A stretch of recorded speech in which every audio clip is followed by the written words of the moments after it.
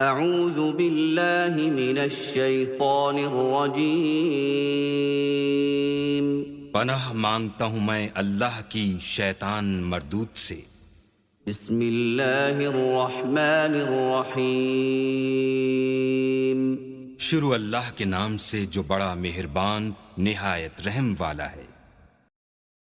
बिस्मिल्लाहिर्रहमानिर्रहीम क़ाफ़ वल्क़ुरआनिल मजीद बल अजिबू अन जाअहुम मुन्ज़िरुम मिन्हुम फ़क़ालल काफ़िरून हाज़ा शैउन अजीब अइज़ा मितना वकुन्ना तुराबा ज़ालिक रज्उन बईद क़द अलिमना मा तन्क़ुसुल अर्ज़ु मिन्हुम वइंदना किताबुन हफ़ीज़ बल कज़्ज़बू बिल्हक़्क़ि लम्मा जाअहुम फ़हुम फ़ी अम्रिन मरीज अफलम यंज़ुरू इला अस्समाइ फ़ौक़हुम कैफ़ बनैनाहा वज़य्यन्नाहा वमा लहा मिन फ़ुरूज वल्अर्ज़ मददनाहा वअल्क़ैना फ़ीहा रवासिय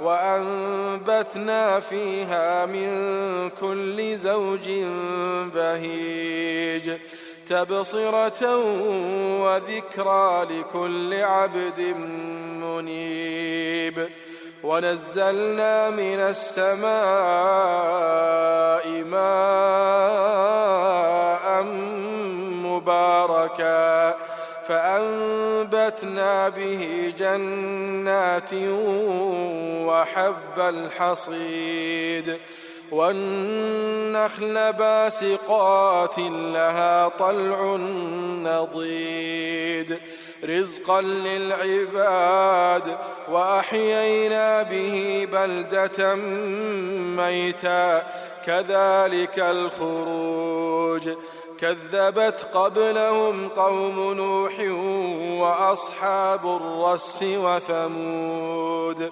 وعاد وفرعون وإخوان لوط وأصحاب الأيكة وقوم تبع كل كذب الرسل فحق وعيد أفعينا بالخلق الأول بل هم في لبس من خلق जदीद। शुरू अल्लाह का नाम लेकर जो बड़ा मेहरबान निहायत रहम वाला है। क़ाफ़, कुरान मजीद की कसम कि तुम पैगंबर हो। असल बात यह है कि इन लोगों ने ताज्जुब किया कि इन्हीं में से एक खबरदार करने वाला इनके पास आया तो काफिर कहने लगे कि यह बात तो बड़ी अजीब है, भला जब हम मर गए और मिट्टी हो गए तो फिर जिंदा होंगे? ये जिंदा होना अक्ल से बईद है। इनके जिस्मों को जमीन जितना खा खा कर कम करती जाती है हमको मालूम है, और हमारे पास तहरीरी याददाश्त भी है। बल्कि अजीब बात यह है कि जब इनके पास दीन हक आ पहुंचा तो इन्होंने उसको झूठ समझा। सो ये एक उलझी हुई बात में पड़े हैं। क्या इन्होंने अपने ऊपर आसमान की तरफ निगाह नहीं की कि हमने उसको कैसे बनाया और सजाया और उसमें कोई शिगाफ तक नहीं? और जमीन को देखो, इसे हमने फैलाया और इसमें पहाड़ रख दिए और इसमें हर तरह की खुशनुमा चीजें उगाई ताकि रुजू लाने वाले बंदे हिदायत और नसीहत हासिल करें। और हमने आसमान से बरकत वाला पानी उतारा और उससे बाग उगाए और खेती का अनाज और लंबे लंबे खजूर के दरख्त जिनका गाभा तह बतह होता है। ये सब कुछ बंदों को रोजी देने के लिए किया है। और इस पानी से हमने मुर्दा जमीन को जिंदा किया। बस इसी तरह क़यामत के रोज निकल पड़ना है। इनसे पहले नूह की कौम और कुएं वाले और समूद वाले लोग झुटला चुके हैं, और आद और फिरौन और लूत के भाई और बन के रहने वाले और तुब्बा की कौम, गरज हर एक ने पैगंबरों को झुटलाया तो हमारी धमकी भी पूरी होकर रही। तो क्या हम पहली बार पैदा करके थक गए? नहीं, बल्कि ये असर नौ पैदा करने के बारे में शक में पड़े हुए हैं। वलक़द ख़लक़नल इंसान वनअलमु मा तुवस्विसु बिही नफ्सुहु वनहनु अक़रबु इलैहि मिन हब्लिल वरीद इज़ यतलक़्क़ल मुतलक़्क़ियान अनिल यमीन व अनिश शिमाल क़ईद मा यल्फ़िज़ु मिन क़ौलिन इल्ला लदैहि रक़ीबुन अतीद वजाअत सकरतुल मौत बिलहक़्क़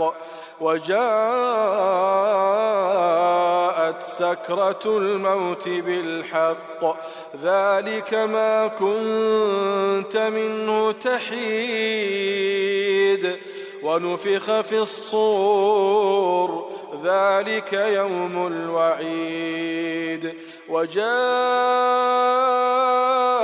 كل نفس معها سائق وشهيد لقد كنت في غفلة من هذا فكشفنا عنك غطاءك فبصرك اليوم حديد وقال قرينه هذا ما لدي عتيد ألقيا في جهنم كل كفار عنيد مناع للخير معتد مريب الذي جعل مع الله إلها آخر فألقياه في العذاب الشديد قال قرينه ربنا ما أطغيته ولكن كان في ضلال بعيد قال لا تختصموا لدي وقد قدمت إليكم بالوعيد ما يبدل القول لدي وما أنا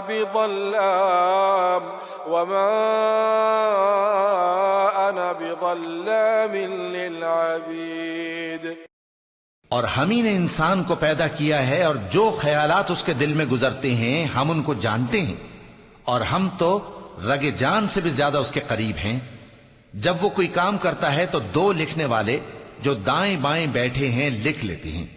कोई बात उसकी जबान पर नहीं आती मगर एक निगहबान उसके पास लिख लेने को तैयार रहता है। और मौत की बेहोशी हकीकत खोलने को तारी हो गई। ए इंसान, यही वो हालत है जिससे तू भागता था और सूर फूंका जाएगा, यही अजाब की धमकी का दिन है। और हर शख्स हमारे सामने इस हाल में आएगा कि एक फरिश्ता उसके साथ हाँकने वाला होगा और एक उसके अमाल की गवाही देने वाला। ये वो दिन है कि इससे तू गाफिल हो रहा था, अब हमने तुझ पर से पर्दा उठा दिया तो आज तेरी निगाह तेज है। और उसका हम नशी फरिश्ता कहेगा कि ये आमालनामा मेरे पास तैयार है। हुक्म होगा कि हर सरकश नाशुक्रे को दोज़ख में डाल दो। जो माल में बुख्ल करने वाला, हद से बढ़ने वाला, शुबे निकालने वाला था, जिसने अल्लाह के साथ और माबूद मुकर्रर कर रखे थे, तो उसको सख्त अजाब में डाल दो। उसका साथी शैतान कहेगा कि ऐ हमारे परवरदिगार, मैंने इसको गुमराह नहीं किया था बल्कि ये आप ही रस्ते से दूर भटका हुआ था। अल्लाह कहेगा कि मेरे हुजूर में रद्दो कद न करो, मैं तुम्हारे पास पहले ही अजाब की वईद भेज चुका था। मेरे यहां बात बदला नहीं करती और मैं बंदों पर जुल्म करने वाला नहीं। यौम नक़ूलु लिजहन्नम हल इम्तलअति वतक़ूलु हल मिन मज़ीद। यौम नक़ूलु लिजहन्नम हल इम्तलअति वतक़ूलु हल मिन मज़ीद وأزلفت الجنة للمتقين غير بعيد هذا ما توعدون لكل أواب حفيظ من خشي الرحمن بالغيب من خشي الرحمن بالغيب من خشي الرحمن بالغيب وجاء بقلب منيب ادخلوها بسلام ذلك يوم الخلود لهم ما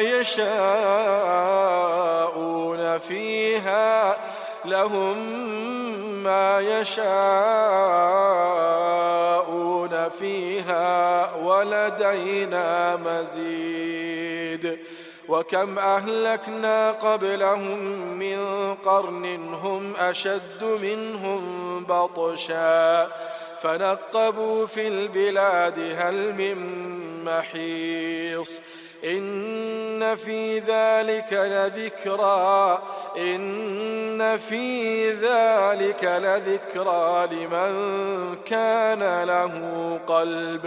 لمن كان له قلب أو ألقى السمع وهو شهيد ولقد خلقنا السماوات والأرض وما بينهما في 6 أيام وما مسنا من لغوب فاصبر على ما يقولون وسبح بحمد ربك قبل طلوع الشمس وقبل الغروب ومن الليل فسبحه وأدبار السجود واستمع يوم ينادي المناد من مكان قريب يوم يسمعون الصيحة بالحق ذلك يوم الخروج إنا نحن نحيي ونميت وإلينا المصير يوم تشقق الأرض عنهم سراعا ذلك حشر علينا يسير يوم تشقق الأرض عنهم سراعا ذلك حشر علينا يسير نحن أعلم بما يقولون وما أنت عليهم بجبار نحن أعلم بما يقولون وما أنت عليهم بجبار فذكر بالقرآن من يخاف وعيد उस दिन हम दोजख से पूछेंगे कि क्या तू भर गई? वो कहेगी कि कुछ और भी है। और बहिश्त परहेजगारों के करीब कर दी जाएगी कि उनसे मुतलक दूर न होगी।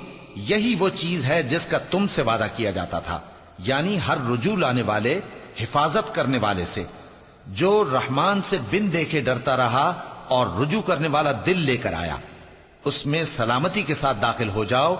ये हमेशा रहने का दिन है, वहां जो चाहेंगे उनके लिए हाजिर होगा। और हमारे यहां और भी बहुत कुछ है। और हमने उनसे पहले कई उम्मतें हलाक कर डाली। वो लोग इनसे कुव्वत में कहीं बढ़कर थे। फिर वो शहरों में गश्त करने लगे, क्या कहीं भागने की जगह है? जो शख्स दिले आगाह रखता है या दिल से मुतवज्जे होकर सुनता है, उसके लिए इसमें नसीहत है। और हमने आसमानों और जमीन को और जो मखलूकात इनमें है सबको 6 दिन में बना दिया और हमको जरा भी थकन नहीं हुई। तो जो कुछ ये कुफ्फार बकते हैं उस पर सब्र करो और आफताब के तुलू होने से पहले और उसके गुरूब होने से पहले अपने परवरदिगार की तारीफ के साथ तस्बीह करते रहो। और रात के बाज औकात में भी और नमाज के बाद भी उसी के नाम की तस्बीह किया करो। और सुनो, جس دن پکارنے والا نزدیک کی جگہ سے پکارے گا، جس دن لوگ ایک زور کی آواز یقیناً سن لیں گے، وہی نکل پڑنے کا دن ہوگا۔ ہم ہی تو زندہ کرتے ہیں اور ہم ہی مارتے ہیں اور ہمارے ہی پاس لوٹ کر آنا ہے۔ اس دن زمین ان پر سے پھٹ جائے گی اور وہ جھٹ پٹ نکل کھڑے ہوں گے۔ اس طرح سے جمع کرنا ہمیں آسان ہے۔ یہ لوگ جو کچھ کہتے ہیں ہمیں خوب معلوم ہے، اور تم ان پر زبردستی کرنے والے نہیں ہو۔ پس جو میرے عذاب کی دھمکی سے ڈرے اس کو قرآن کے ذریعے نصیحت کرتے رہو۔ صدق اللہ العظیم۔